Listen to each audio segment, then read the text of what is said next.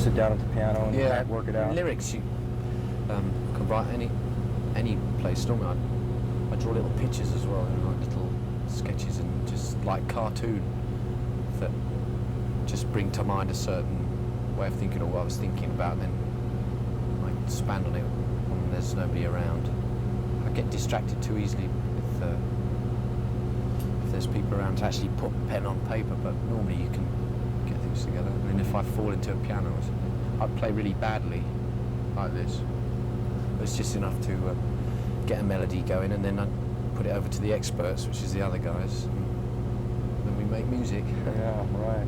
Everybody's got a different process, it seems, of, whether the lyrics come first, but... As long as there's even in a jam form, it's nice if the singer's got something to do other than just shout and look at himself in the mirror. So if you've got some lyrics already there, you've got some idea of an atmosphere that you want to put across lyrically, so when you're thinking about the music, you've got a musical atmosphere which can often be incorporated along the same lines as what you're trying to say.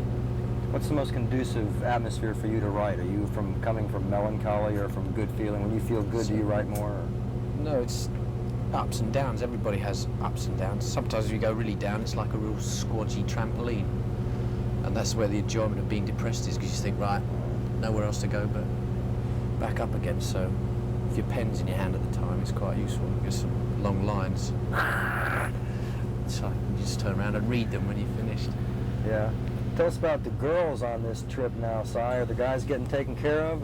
What's the groupie count here in the States for the Fixx? This been going good? It's a very friendly country, so. But we have a tour manager that is hell-bent on keeping us fit and together, so everything has been organised that we come off stage and and we're off. We don't often stay in a hotel at the same place that we've been playing. It's always do the gig and then drive on, so this is only a two-seater bus as well, and there's only one bunk. So out of your control, more or less, the whole situation. Sometimes. Yeah. You come bump into walls. Yeah, even a blind squirrel finds a nut now and then. Even a blind squirrel finds a nut now and then. I like that. That's my name being Cyril, that's what Si's short for. I used to be called Squirrel at school, so it's a good little phrase. I think it up. What's rock and roll mean to you, Si? I don't know. It means bunking off school. It means feeling quite lucky in a way. The more, all this, the tour and all the more things that happen to you, suddenly feel quite grateful to it. But I think it's just part of everybody that I meet in a similar generation. It's something that has evolved in the last 20 years. After lots of various things have happened in the 20th century. First of all, electricity is invented. Then along comes jazz bands and a whole revolutionary form of entertainment via music. It's not so staid.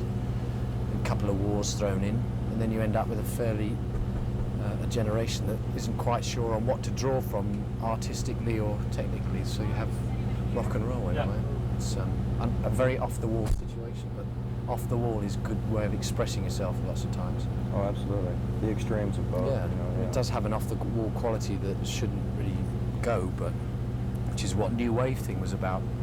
In a way saying that rock and roll had become very not off the wall. Right. It was peeling off the wall, if anything. That's a damn fact. I was on the radio at that time, and the redundancy of the same the same songs, the same approach to the project, the same touring situation. Everything got so same that we were all so jazzed to see that happen. As you sit here now, where do you think, or what do you think you'll be writing about in 2 years? What do you think that holds? I don't know. From the difference from the first album to the second album, on a couple of things I thought I'd written things in too big a way. The analogy was like a very big picture when you're actually trying to describe something quite close, or I sometimes get aware that if you describe things very simply, you have the similarities between everybody in that area, and there's certain phrases that you can use with very minimal input that conjure up good pictures. I never write out of context of music. It's not like a poet who's somebody who's really inspired without music to say something that is a real beautiful piece of work. I only work within the boundaries of music, so it's more suggestive than dictatorial. You know? So music is your medium. Yeah. That's how you chose to do it. I think it's a medium for everybody. That's why that you have concerts the way you do. I don't think that jazz bands and classical things, they don't have such that pull on their generation. You know, people normally take it or leave it, but rock music has a definite connection for everybody that listens to it or plays in it or does anything. So that's why you have tours, gigs, videos, anything like that. There is constant interest. It doesn't leave people. Do you see video as a friend or foe of rock and roll? That seems to not have been ironed out yet. It's a whole new art form. At the moment, there's all the money that comes to make videos comes from marketing men, and they have this thing about marketing. You've got one shot, get all your ideas in the first 3 minutes, bang, bang, bang. But on a rotation basis, like on MTV, you have things that, stories that can unfold. If you put something that is evident in the first 3 minutes, next time it comes around, you're going to be bored. So the whole MTV thing, I think, has encouraged the art form more.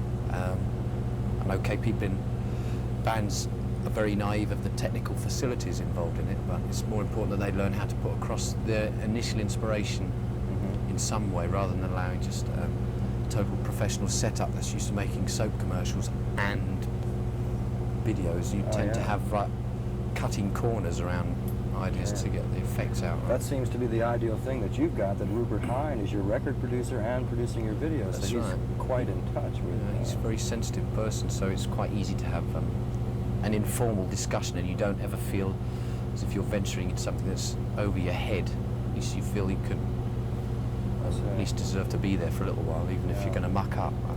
Especially more and more bands now are paying close attention to the production of their videos when they used to be, hey, I'm a musician, not an actor, you know? Don't bother me with this. Now, it's a whole different form of art, but if people that perform in bands don't write their music down, rock and roll isn't a written music. The way it's been described for years is in a visual term anyway.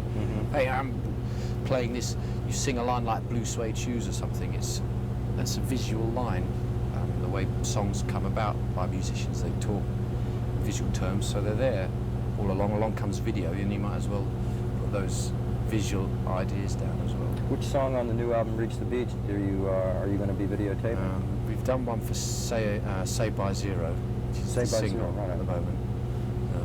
That was made with a professional though, because we had a bit of controversy, and the one that we made, Stand or Fall, got banned in England because it had a horse falling down in it.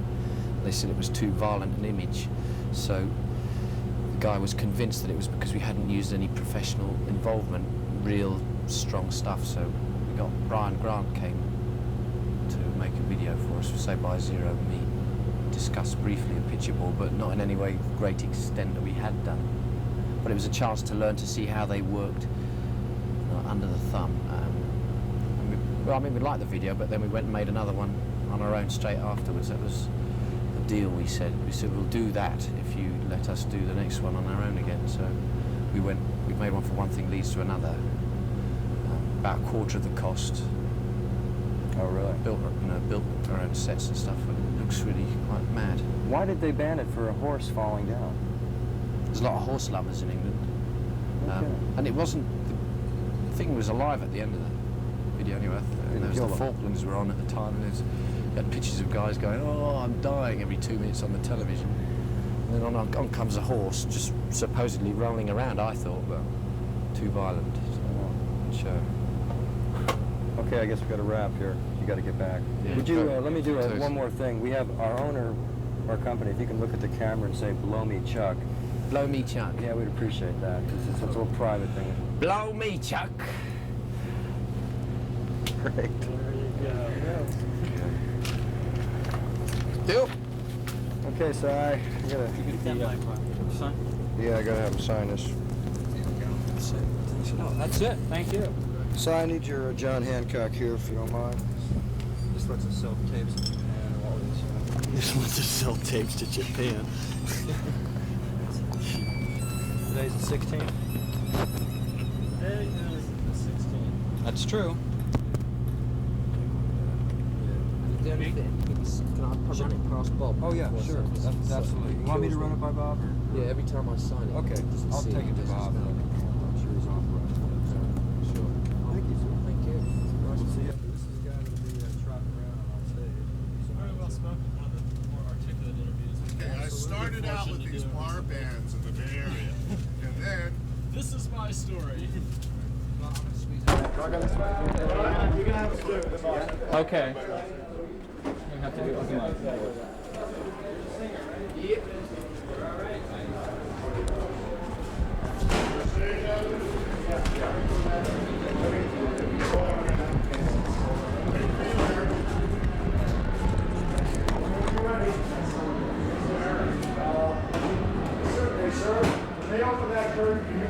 I will. Absolutely. Absolutely. You guys ready to go? Wait for Bob's announcement. Stand by announcement.